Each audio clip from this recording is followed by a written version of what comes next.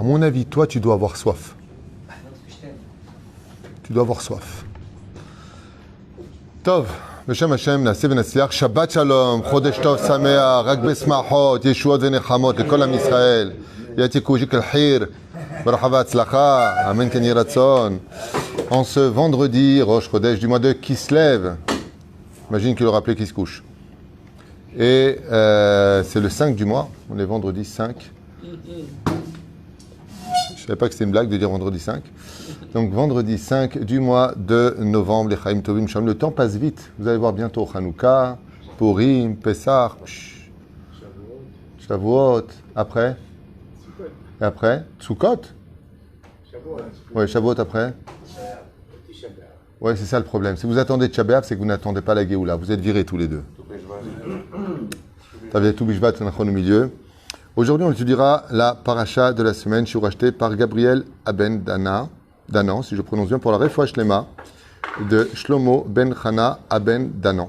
Bezrat Hashem, Achlama Mera, Refoua Shlema, Briut, Etnan Arichut, Emi, Al Kol Yirat Shamayim, Shiskel, Yeshuot, Venechamot, Ufren, Kol Cholot, Vekol Chol Israël, on pensera bien entendu, Chaya Ruchama Esther, Bat Rivka, Anna, Elna Refanela, Chay Libracha, Bat Whitney Sharon. Bezrat Hashem, chaque jour, il y a ces Nes Gadol, Titrapea, Bimhera, Beamenu, Betnaim, Tovim. Et bien entendu, Moratimi, Agdosha, Bateora, Bechen, Sarah, Talia, Batefrat, Miriam, Batester, Meir, Ben Rivka, Fitoussi, Yana, Ben Esther, René, Mahlouf, Ben Sarah, Baruch, Ben Routsoufan, Meir, Ben Routsoufan, il est parti. Bezrat Hashem, Shoshana, Bat Mesauda, Nathan Yosef, Ben Yehudit, Nissim, Ben Simcha Sabar, Shemaya, Shlomo, Ben Johanna, Yona, Chana, Ben Armimoun, Ben Jan, Chana, Ben Chamou, Kol, Chol Israël, J'entends rien. Cindy, Chaya, Bat Ariel. Pour une Leda Kala, mais c'est pas une maladie ça. Parce qu'aujourd'hui, on est dans la génération, une femme enceinte, on dit qu'elle est malade. Ma putain, Baruch Hashem, c'est une bonne nouvelle. Je parle pas de toi, tu vas pas faire un débat maintenant. Karine Bat Simcha, la Mamira, Refoua Shlema. Un bon zivouk pour tous les bnons d'Israël. Il y a tellement de femmes qui voudraient créer de belles familles et franchement, j'espère que la génération des hommes de cette génération cesseront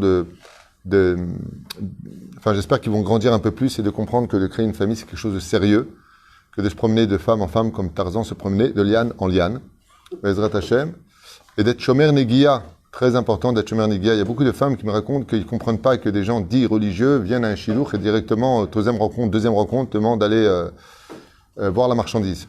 C'est Dvarim Shalom Itkablim Aladaat.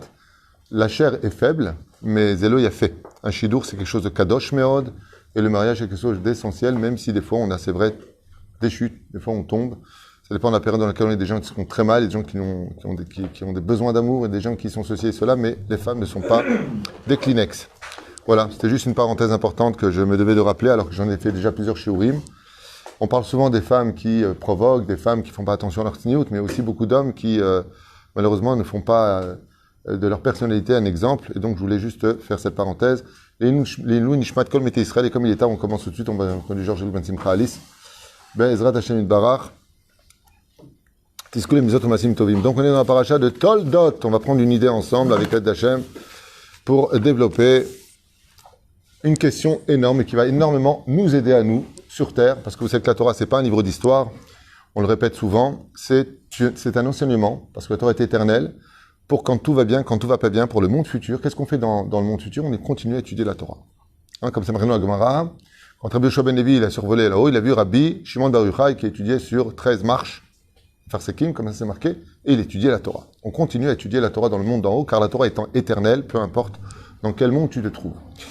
Il y a marqué à propos d'une bénédiction que va faire Yitzhak à Esav, pensant qu'il allait la faire à Esav, mais ça tombera sur Baruch Hashem Yaakov Am Yisrael Cha V'Kamdu La Rasim Vaiten Lecha HaElohim Ital Hashem Mishmane Haaretz Verov Dagam V'Tirosh, bénédiction qui ne s'est pas encore réalisée. Ça c'est pour la fin des temps, où Ya'avdu Chamim V'Shtachavu Le'umim, le ciel et la terre seront soumis sous la responsabilité du peuple d'Israël et les nations du monde serviront Israël. Comme ça c'est marqué, pour l'instant c'est nous qui servons plutôt les autres.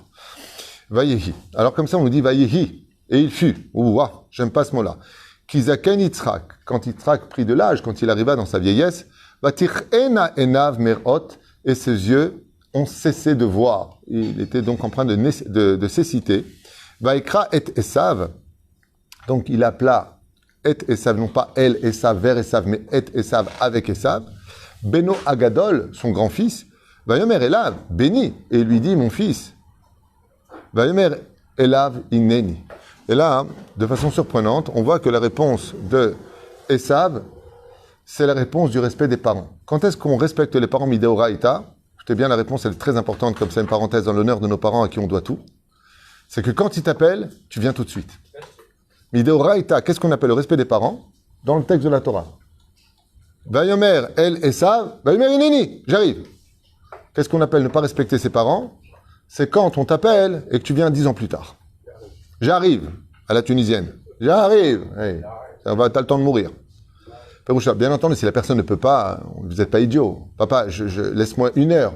Je suis le temps d'arriver, je ne peux pas survoler les embouteillages. On ne parle pas de ça. On parle de même, tu peux venir et tu préfères continuer à jouer à PlayStation, regarder ton film ou, bon, de toute façon, l'onachon. C'est comme si que je vous proposais 100 000 euros si vous venez tout de suite dès que ton père il t'appelle. Je voudrais bien voir quelqu'un qui traîne. C'est-à-dire, l'ange qui se crée de cette mitzvah-là est énorme, à un tel point que Yitzhak est prêt à bénir Esav que pour cette mitzvah-là, chez Mitzvah Goreret Mitzvah. C'est-à-dire, juste je referme cette parenthèse. Voici que maintenant j'ai pris de l'âge et je ne connais pas le jour de ma mort, donc viens, je te bénis. De là, tu apprendras que dans ce monde, n'attends pas de mourir pour donner du bonheur à tes enfants, fais-le de ton vivant. Rashi intervient. Et quand Rashi intervient, vous savez que Rashi, c'est du pshat au sod. Et c'est ce qu'on va essayer, Ezra Hashem, grâce aussi à l'enseignement de Yonah Medger, Shibadel Chaim Arukim, de comprendre ce Rashi de façon très profonde pour réaliser quelque chose qui nous concerne tous maintenant. Rashi nous dit, Vatir Ena, ses yeux donc se sont assombris. Ba'ashanan, Shel Elu. Shayu Masrot Aktomatir Tzorav Zazara. Première explication, parce que les femmes de Esav, dans la maison, faisaient de la Avodah Hazara. Mais Rashi dit tout de suite après, Davar Acher, autre chose. Et quand Rashi dit Davar Acher, ça veut dire Darsheni. Il y a quelque chose de plus grand que ça. Il y a quelque chose qui, donc tout est divrei Elokim Chaim, mais en réalité, la cécité de Yitzhak n'a pas commencé à partir du moment où Esav a permis à cette femme de pratiquer de l'Avodah Zara dans la maison de son père. Vous allez me dire, où est le respect des parents dans ce cas-là? Nachon? De là, vous comprendrez qu'il est très difficile d'imaginer, puisqu'il est devenu aveugle, selon Rashi, de l'Avodah Zara des femmes de Esav, que Esav n'était pas un rachat. Alors, si l'on est devenu aveugle, c'est que.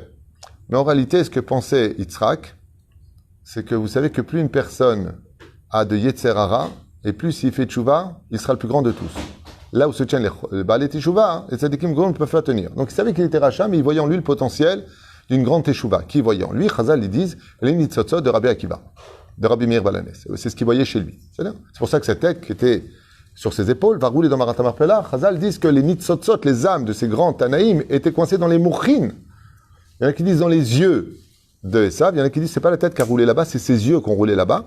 Et il y en a qui disent que c'est sa tête. Maïnaf Kaminak, c'est à faire ses yeux ou sa tête. Tu me dis sa tête, il y a ses yeux dedans. Il dit non, pour te dire que ce qui a roulé là-bas, c'est uniquement là où étaient coincés les nitzotzot de ces grands Tanaïm venus de la descendance de Esav. Donc quand il le voyait, effectivement, il y a la Niklo et Tanitzrach, parce qu'il voyait en lui justement ce que Yaakov verra dans la paracha de Vaishlach Malachim. Pourquoi? J'ai peur de le tuer. Misé Acher, c'est Rabbi Meir Balanes et Antoninus. D'accord? Tous les deux descendants justement de Esav. Et là, Rashi nous dit Davar Acher. Tout le monde connaît ce pérouche-là, mais il y a une façon de l'analyser qui est magnifique. Car quand est monté Yitzhak sur l'autel de sacrifice, Vaya Aviv Rotse les Shahato, Beotasha, et que son père, au même moment, a levé le couteau pour faire la shrita, Niftechu Shamaim. Les portes des cieux se sont ouvertes. Ne prenez pas ça à la légère, vous allez voir combien c'est profond. Donc, première réaction, les portes des cieux se sont ouvertes. Veraou Malché Acharet. Et les anges des mondes supérieurs, du service divin en traduction littérale, Vayu Buchim. Et ils se sont mis à pleurer. Ve'ardud meotehem. Et leur larme est tombée. Ve'naflou al enav. Et elles sont tombées où les larmes? Dans les yeux de Yitzhak. Rabbi, déjà ici, il y a plein de questions qui se posent. Si tu dis petit 1 que les cieux se sont ouverts, Ça veut dire qu'ils étaient fermés. À retenir, c'est très important. Vous savez que une chose qui exprime un contraire analyse plus le contraire que la chose elle-même. D'un coup, Rashi nous dit, les cieux se sont ouverts. Machma qu'ils étaient fermés, on ne peut pas ouvrir une porte qui est déjà ouverte. Ouvre la porte, tu vois bien qu'elle est ouverte. Petit 1. Deuxièmement, on nous dit que les anges y pleurent. Depuis quand les anges y pleurent? Surtout que le Midrash, regardez dans tous les Midrashim, quand Yitzhak est monté sur le Mizbeach, qu'est-ce que dit le Midrash? Est-ce que quelqu'un a étudié ces Midrashim, Midrash Tanchuma, Midrash Agadol, Pirkei Rabbi Eliezer? Qu'est-ce que disent les Chachamim? Que les anges dansaient. Que les anges chantaient. Quand Yitzhak est monté sur le Mizbeach, les anges étaient heureux. Ils tapaient des mains. Et là, Rashi nous dit, ils pleurent. Il y a un truc qui ne va pas. Rashi, il a étudié ce que je suis en train de vous dire. Il savait très bien que les anges, ils faisaient une hafla dans le ciel avec Darbuka et Yahleliway. Alors pourquoi il nous dit maintenant, ils pleurent? Quelle différence entre l'un et l'autre, si tout est vérité dans la Torah? Réponse très simple. Tant que les cieux étaient fermés, ils dansaient. Mais quand les cieux se sont ouverts, ils se sont mis à pleurer. Quelle différence entre l'un et l'autre? Ulfichar Kaou et Nav. Et là, Rashi nous dit, Yitzhak a perdu la vue des larmes de feu des anges qui sont tombées dans ses yeux. Davar acher, kedei sheitol Yaakov et Aberachut. Akadosh Baruch Hu, encore autre chose, il a rendu aveugle exprès Yitzhak pour ne pas qu'il puisse voir qui était en face de lui au moment des bénédictions, ne pas reconnaître Yaakov face à l'identité de Esav. Voilà. Donc on a ici 3 explications, mais on va se concentrer sur les anges, c'est le but de ce shiur, pour bien comprendre de quoi est-ce qu'il s'agit. Comment se fait-il que nous ayons, dans cette paracha, cette difficulté de comprendre que Yitzhak serait devenu aveugle sur Mizbeach? Moi, je voudrais poser une question directe. Qu'est-ce qu'on en a à faire s'il est devenu aveugle sur Mizbeach ou s'il est devenu aveugle à cause de la fumée de l'idolâtrie des femmes de Esav dans son salon, ou qu'il est devenu aveugle parce que Dieu, tout simplement, Rachid dit Davar Acher, Dieu l'a rendu aveugle parce qu'il ne devait pas reconnaître l'un et l'autre. Ma'inafka mina pour nous. Si je reviens et que je dis ce que dit le Zohar HaKadosh, comme la Torah est belle, que Bémet Yitzhak, il est mort sur un Mizbeach, alors j'ai besoin de l'explication de Rashi. Pourquoi? Parce qu'il y a marqué Al tishlach et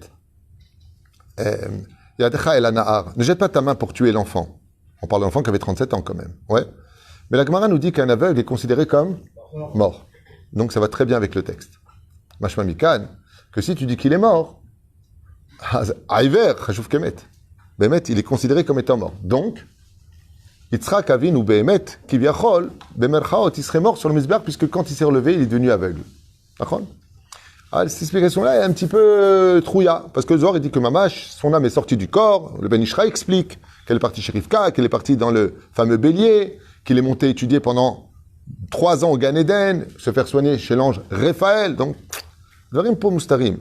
Mais tout ça, c'est bien au niveau du drage, du sod, mais moi, comment je peux le vivre?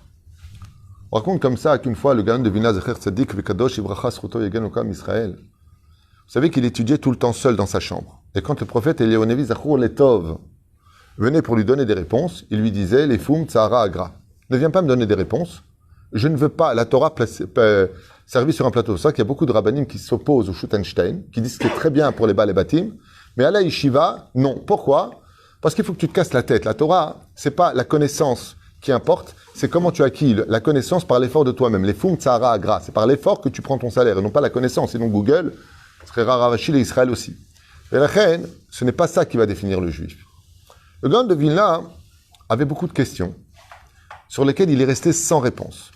Et malheureusement, un jour, on a annoncé au Gaon de Vilna qu'un de ses élèves, à lui, de la Yeshiva, était mourant. Quand il est arrivé et qu'il a vu l'ange de la mort, Beruach Kocho Akadosh, Bemarot Enav Akdoshim Bateorim, par les yeux qui étaient Kadosh du Gaon de Vilna, Kodesh Kodeshim Aya, il a vu l'ange de la mort, il a compris que Béhémet, c'était son heure. Alors il est parti voir son élève, il lui a dit, écoute, la xéra qui est sur toi, c'est pas une xéra de cire, avec Shahava, comme on dit, la cire. Béhémet, c'est ton heure. C'est-à-dire que tu vas vivre un jour de plus, tu vas te réincarner parce que tu ne seras pas en face de la porte de ton Gan Eden. C'est ton heure, tu dois partir. Seulement voilà, Ça fait des années que tu me dis qu'est-ce que je peux faire pour vous, Kvod Arav, qu'est-ce que je peux faire pour vous, Kvod Arav. Tu te rappelles? Il lui dit, puisque tu vas partir de ce monde, ne t'inquiète pas, la mort, ça n'existe pas, tu vas juste quitter ton corps, tu vas sortir de ton corps, mais ça racole, comme si tu enlèves un gant de ta main, ça veut dire que ta main, elle est morte. Je te demande une chose. Tu as étudié la Torah, tu diras dans le ciel, je suis un élève du Gaon de Vilna. Si on t'embête quoi que ce soit, Anit Palel Alecha. En contrepartie de cela, je veux que tu m'expliques, dit le Gaon de Vilna, certaines choses que je ne comprends pas. Et il dit pas quoi. Il y a des choses que je ne comprends pas. Un peu comme Moshe le dira à Hachem, pourquoi quand on prie, ça marche pas tout le temps? Pourquoi quand on veut se marier, on fait une belle maison qui date Moshe d'Israël, et on a des intentions qui sont pures, pourquoi tu n'amènes pas un khatan ou une kala? Pourquoi quand on veut une bonne parnassa pour ne pas être un voleur, pour ne pas être quelqu'un en bas de la société, pourquoi Dieu l'envoie pas?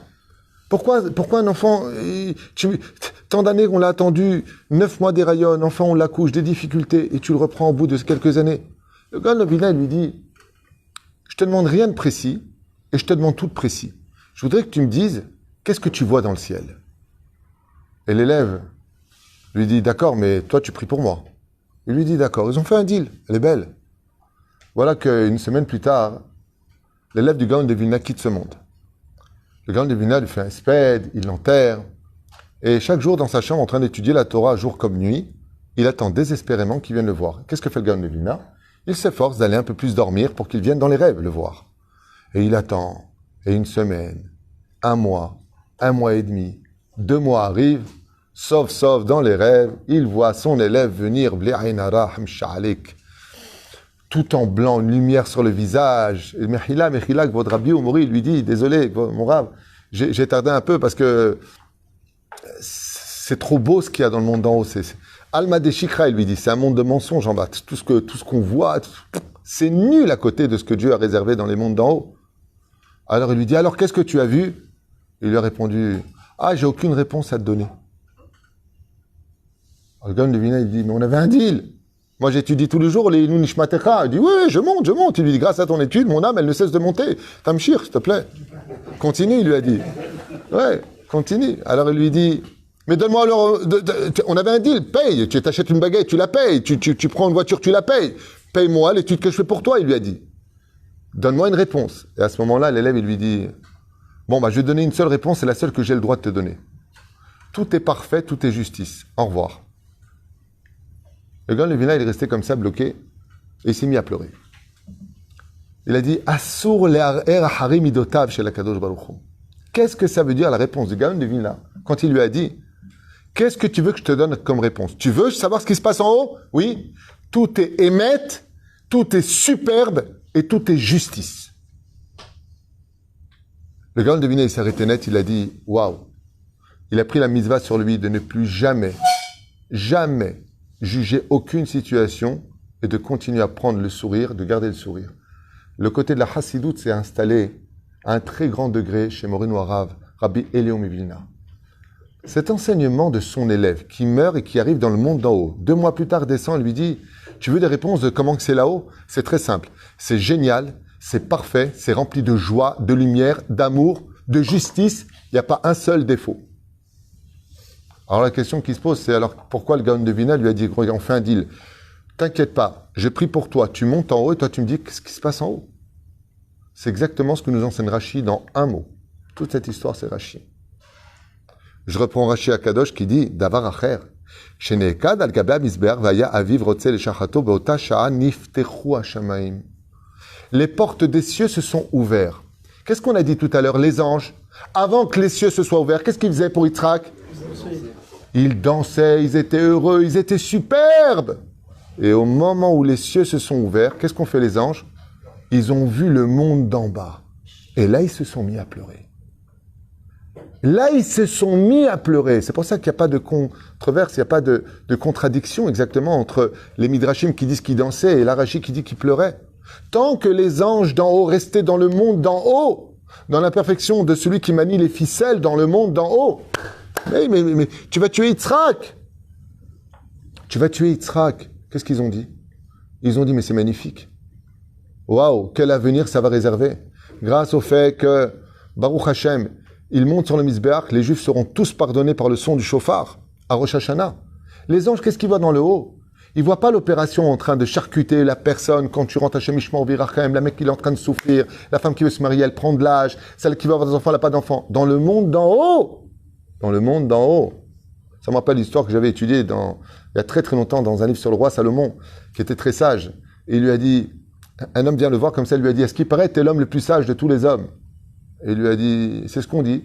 Et il lui a dit, alors tu peux m'expliquer pourquoi moi, qui toute ma vie, rêvé d'être riche, j'ai jamais été riche, et aujourd'hui je suis vieux. Tu peux m'expliquer, Dieu, en quoi ça le dérange de me rendre riche? Le roi Salomon le regarde comme ça, il lui dit, parce que le jour où tu deviens riche, tu mourras. Tout ton tikkun dans ce monde ne peut appartenir que tant que tu n'as pas d'argent. Le jour où tu deviens riche, tu partiras de ce monde. Il y a marqué là-bas qu'une semaine plus tard, cet homme est devenu très riche. Il a hérité d'un oncle éloigné, d'une énorme fortune. Le lendemain, il est mort. C'est-à-dire que ce qu'il demandait comme étant l'appât de sa vie, en réalité, c'est ce qui allait le condamner. Une autre histoire du gars avec roi Salomon, il a eu 2 serviteurs qui ont vécu très longtemps. Ils étaient vivants à l'époque du roi David, et ils étaient vivants à l'époque du roi Salomon. À une partie de leur vie, ils ont voulu prendre un peu leur retraite. Ils sont partis voir le roi Salomon. Il leur a dit, est-ce que vous avez un rêve? Il leur a dit, notre rêve, c'est de ne jamais mourir. Il leur a dit, c'est impossible. Mourir fait partie des 10 tikkunim de ce monde pour l'homme. Même quand tu auras le Mashiach, on mourra le temps de mourir. Pour faire ce tikkun, et on reviendra à la vie, Triatametim, résurrection des morts. Il leur a dit, mais si vraiment c'est votre vœu, étant donné que vous avez servi mon père et moi-même, vous méritez le salaire. Demandez-moi ce que vous voulez. Il leur en veut la longévité. Il dit, très bien. Mais vous êtes déjà vachement vieux, hein. Ils avaient 210 ans, les mecs. Ils auraient ruiné les caisses de la sécurité sociale, hein, au niveau de la retraite. Il a appelé Ben Ayyub Ben Yoyada. Il a appelé Ben Ayyub Ben Yoyada et il lui a dit, amène-les là où tu sais. Vous savez qu'il existe sur terre 7 portes qui mènent au Gan Eden. Donc une qui se trouverait du côté d'Armon HaNativ. Il lui a dit, amène-les vers Armon HaNativ, toi tu sais par où passer, et emmène-les dans le Gan Eden à Tarton. Là-bas on ne meurt pas. Et là-bas tu peux rentrer de corps et d'âme, derrière Hagav. Et voilà qu'il les a emmenés là-bas. Et devant la porte, juste avant d'ouvrir la porte, Ben Ayyub Ben Yoyada, il ouvre la porte, avant qu'il rentre, il meurt. À ce moment-là, le roi Salomon, quand il a entendu ça, il dit, waouh, je viens leur faire une tova, leur réaliser leur rêve. Et il meurt devant. Il a convoqué qui, je vous en prie? L'ange de la mort. L'ange de la mort vient devant le roi Salomon, il lui dit, qu'est-ce que tu veux chez moi? Il lui dit, moi je suis pas qui, moi je fais mon boulot. Moi. Il lui dit, écoute, comment se fait-il que je leur donne un salaire de rentrer là-bas et que devant la porte tu les prends? Il leur a dit, parce que c'est très simple. Ça fait 210 ans que je les attends devant cette porte. Leur tikkun, c'est que devant cette porte qu'ils devaient mourir. Nulle part ailleurs. Tant qu'ils ne venaient pas là-bas, je ne pouvais pas les prendre. Tu me les as envoyés sur un plateau. Ça fait que dans le monde d'en haut, nous, ça bloque. Quand on regarde le ciel la journée, qu'est-ce qu'on voit? On est limité par la sdereia. On voit des nuages, on voit un soleil qui nous aveugle, on voit un ciel qui nous permet de ne rien voir. Quand vient la nuit, qu'est-ce qu'on voit à l'infini? Des étoiles qui sont à des trilliards d'années-lumière. On ne sait même pas comment on pourrait limiter les choses. Et quand on prend une jumelle, on va encore beaucoup, beaucoup plus loin. C'est ce qu'ils disent les Chachamim. Ils disent les anges, tant que les cieux étaient fermés et qu'ils sont dans le monde de vérité, par rapport à ce qui se passe en bas, quand les malheurs arrivent, quoi, tu vas tuer ton fils Yitzhak, quoi, lui il a perdu ça, lui il a perdu ceci, qu'est-ce qu'ils font les anges? Comme c'est marqué dans le Zohar HaKadosh. Quand une personne qui est tzaddik ou un enfant, l'enfant il est toujours tzaddik. Quand il part de ce monde, il est toujours tzaddik. Qu'est-ce qui est marqué dans le Zohar HaKadosh? HaKadosh Baruch Hu, il dit aux anges, préparez la venue de ce tzaddik. Et les champs commencent à se préparer, la lumière se prépare pour lui. Dans le monde d'en haut, alors que tout le monde pleure en bas, les anges font la fête. Les anges y tapent des mains. Et quand les anges, on ouvre le ciel, et que maintenant ils descendent dans notre réalité à nous, notre réalité à nous, ouais, eh bien là, ils se sont mis à pleurer. Ils ont dit à quelque chose, ils ont ressenti que Béhémet, il y a une grande différence entre le monde d'en haut et le monde d'en bas. Et qu'est-ce que vient nous apprendre le texte quand tu viens faire des bénédictions à quelqu'un? Quand tu veux vivre heureux, Vaïtanecha Elohim, mital, c'est mital, mitov lakol, tête, lamed, c'est les initiales du Ben Ishraï, tov lakol. Du ciel, tout est tov amiti. Tout est tov amiti. Il n'y a qu'une façon de pouvoir y arriver. Reste aveugle à ce que tu vois. C'est-à-dire que si tu vois avec tes yeux le monde, tu n'as pas envie de vivre sur Terre. Le monde, il est horrible. Il n'y a pas d'empathie, il n'y a pas de sympathie. Il n'y a que de l'égocentrisme, de l'égoïsme. Les gens sont mauvais. Yetzer lev ha'adam raminu urav. Alors on pose une question. Si dans le monde d'en bas, Dieu, tu as dit dans la paracha de Bereshit et de Noach que le cœur de l'homme est mauvais depuis sa conception, pourquoi tu continues à envoyer des humains sur Terre? Parce que dans le monde d'en haut, l'homme, il est parfait. Parce qu'il se passe des choses que nous, on ne voit pas et qu'on ne comprend pas. Quand Dieu a envoyé Aman Ouais. Qu'est-ce qu'il a réussi à faire? Vaïta la Yehudim, Ora, Vesimcha, Vesason, Veikar. Sur terre, 3 jours on pleurait. Dans le monde d'en haut, qu'est-ce qu'on était content qu'il soit venu Aman? Lama, comment tu peux être content qu'Aman il vienne sur terre? Il dit parce que ça va provoquer quelque chose de plus tard. Plus tard. Plus tard. Les Péroucha d'Avar, que des fois, on raconte comme ça, je vous raconte une petite anecdote. Un homme, le pauvre, qui a été enlevé depuis qu'il était jeune, enfant, et il a servi à l'esclavage. Esclavage. Et il a dû donc travailler, pousser. Résultat des courses, il s'est fait des biceps de fou. Au lieu d'avoir le pot de Nutella au niveau du bide, il avait des plaques de chocolat. Et comme il était très joli, c'était un super beau mec. Jusqu'au jour où une princesse l'a rencontré, était en train de marcher comme ça sur les quais. Elle a vu ce jeune homme qui était en train de lever des caisses extrêmement lourdes et de les porter. Elle s'intéressait à lui. Et les Mazalo, elle tombait follement amoureuse de lui. Elle a jeté une bourse au propriétaire de cet esclave et elle l'a épousé. Il s'est retrouvé prince du pays pour redevenir l'héritier, 1 mois plus tard, le père étant décédé, du pays. Alors quand tu lui as posé la question, il a dit « Mais toi, tu es une très belle femme, tu es une princesse, pourquoi tu m'as trouvé moi ?» Elle lui a dit « J'adore les hommes musclés. » Il lui a répondu « Heureusement que j'ai été esclave pendant toutes ces années. » C'est exactement ce qu'on voit dans le ciel. Tu as une vie d'esclave, en réalité, on est en train de te former un corps, on est en train de te former une vie plus tard. Et les anges, ils ont rendu aveugle Yitzhak. Pourquoi? Parce que Yitzhak, pour garder le Yitzhak, le sourire, il devait être aveugle dans ce monde. Et c'est ce que nous enseigne la Gemara dans Sanhedrin. Il y a une grande marloquette à savoir, est-ce que les Amoraïm, ils auraient voulu vivre à l'époque du Mashiach? Athée ou lo athée? Est-ce que je viens ou je viens pas à l'époque du Mashiach? Rav Yosef, il dit, allez, va et que moi je sois là. Et le Chachamim, il dit, c'est normal, lui, il disait ça. Pourquoi Rav Yosef? Il a dit, allez, va et que moi je sois présent à la génération du Mashiach. Là où il y a des défilés de mode homosexuelle, là où on vient de donner hier, ça y est, le taxi en Israël, il est passé, 32 milliards de shekels viennent de passer Bereshut à Palestinaim, alors qu'ils ont découvert que la Mouta faisait passer l'argent au Hamas. Ils l'ont découvert, c'est officiel. Hein. Dans tous les journaux, ils ont découvert que l'argent que prenaient les Arabes de la Knesset, c'était pour le donner à Hamas, faire des armes pour nous bombarder. C'est magnifique. C'est magnifique. Enfin, on posait la question, mais dit pourquoi Dieu laisse faire ça? Et on parlait ensemble. Je dis, regarde dans Bechukotai. Il y a marqué, si vous ne faites pas la Torah et les mitzvot, vous sèmerez et vos ennemis viendront récolter. Regardez dans la paracha de Bechukotai, 11e paracha du livre de Vaikra. Il y a marqué, vous sèmerez et vos ennemis viendront récolter. Ouais. Vous avez travaillé, on vous a augmenté, vous avez payé vos impôts. Avec l'argent de vos impôts, on nourrit maintenant nos ennemis. C'est 32 milliards de shekels qui viennent de passer hier, plus encore, vous savez la suite, 28 millions de 28 milliards, excusez-moi, on est avec nos cousins, on n'est pas aux millions, hein, 28 milliards de shekels qui sont prévus d'ici 5 ans pour la Réchoute à Palestinite. Voilà, juste que vous sachiez un petit peu ce qui se passe. Ah non, attention, 40 millions de shekels ont été versés aux réformistes pour le Kotel, 40 millions de shekels. Alors moi, je dis simplement une chose. C'est bizarre qu'il y ait tellement d'argent dans les caisses et que quand il s'agissait du monde religieux, quand il s'agit... Laisse tomber les religieux, les pauvres en Israël. La revacha, le social, il n'y en a pas. C'est quand même incroyable qu'il y ait d'un coup des milliards à donner, alors que depuis toujours, il y a... Qu'est-ce que attend le gouvernement pour faire tomber ce gouvernement? Et vous attendez, vous? Il attend... Je vais répondre, je vais poser une question. Je vais vous répondre. Quand je dis ça, je ne plaisante pas. Il attendait qu'il y ait plus de religieux qui montent pour que, quand il y ait les élections, on vote Torah. Voilà. Voilà. Il attend simplement... Il y a des gens qui vont se lever pour Bennett, Bennett, je ne sais pas comment il s'appelle. Bennett, ouais. Oui. Et aujourd'hui, il le paye très cher. J'espère que Bezrat Hashem, on comprendra que dans la vie, il n'y a que la Torah qui peut nous aider, il n'y a que la Torah qui peut nous sauver, que c'est très important de construire notre pays, d'avoir une belle armée, que Dieu protège nos soldats. Mais de l'autre côté, sans Torah, on n'y arrivera pas et la preuve en est. Vous sèmerez et vos ennemis viendront récolter. Pourquoi Dieu laisse faire une telle chose? Voilà tout ce qu'on a semé. On a payé l'État, on a payé, moi aussi je paye mes impôts, je paye beaucoup d'impôts. Les tsarino arabes de ma fiche de paye, de ceci et cela, quoi, tout. Et attention, hein, on te surveille, hein, tu fais une roupa, attention, tu fais un truc, t'es parti où? Qu'est-ce que tu fais? Tout cet argent, il va où? Donnez aux pauvres de notre peuple. Vous savez combien de gens aujourd'hui sont dans une grande difficulté? Non. Ils ont augmenté l'essence à 7 shekels. Ils ont doublé les taxes pour tout ce qui est religieux, tout ce qui intéresse le monde religieux, comme les khatpami, les plastiques ont augmenté. Voilà où on en est. Mais pourquoi? La question c'est pourquoi? Dans le ciel, quand ils voient ça, ils tapent des mains. Parce qu'apparemment, Kadjourou veut accélérer la Géoula. Il va en finir. Et l'examen final, il est très dur.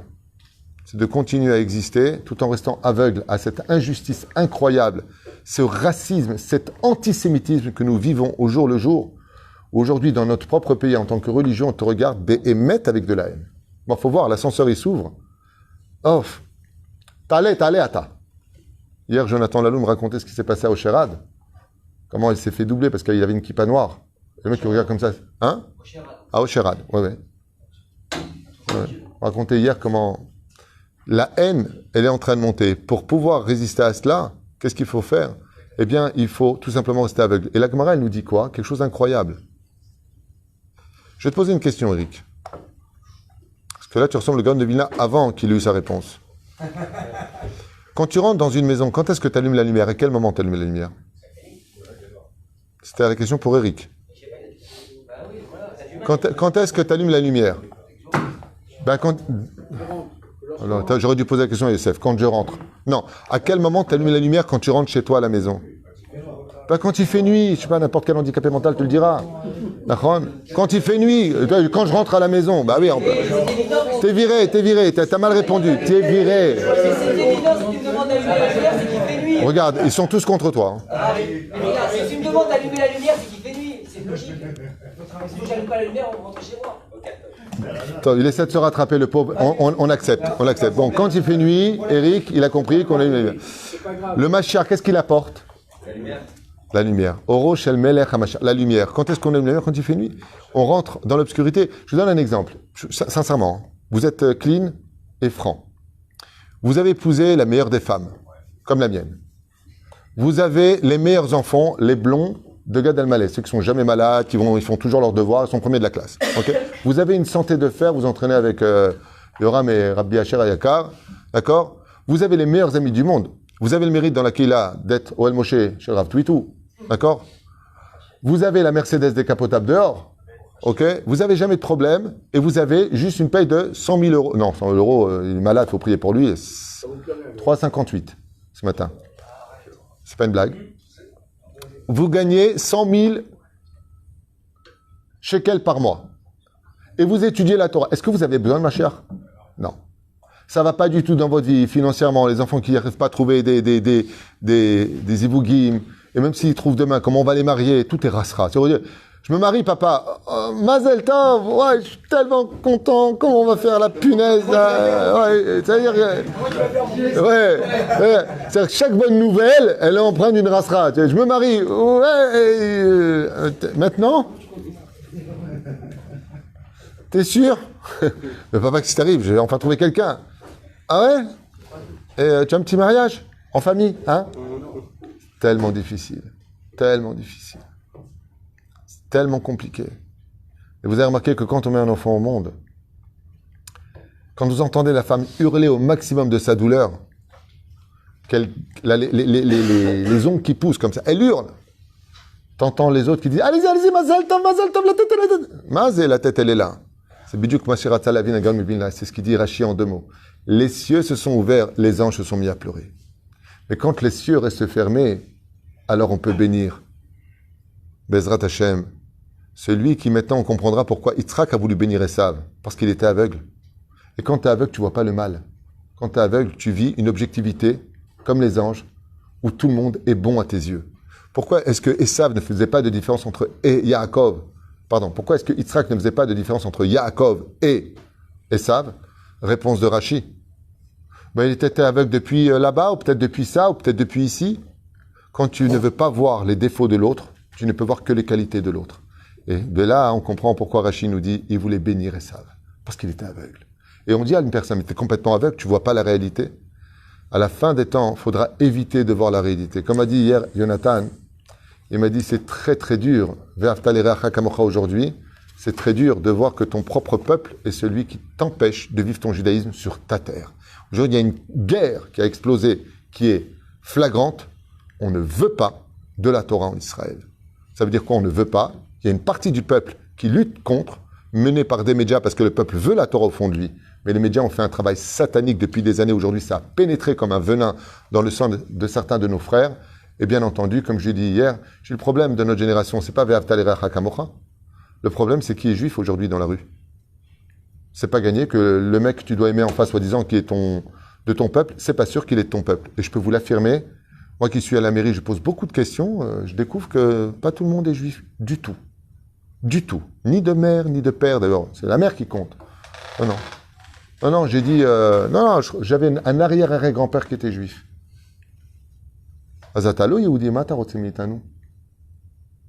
On est monté en Israël pour créer un pays pour Dieu, pas pour nous. Oshienu Adonai Elohim vekabetzinu minagoyim leodot.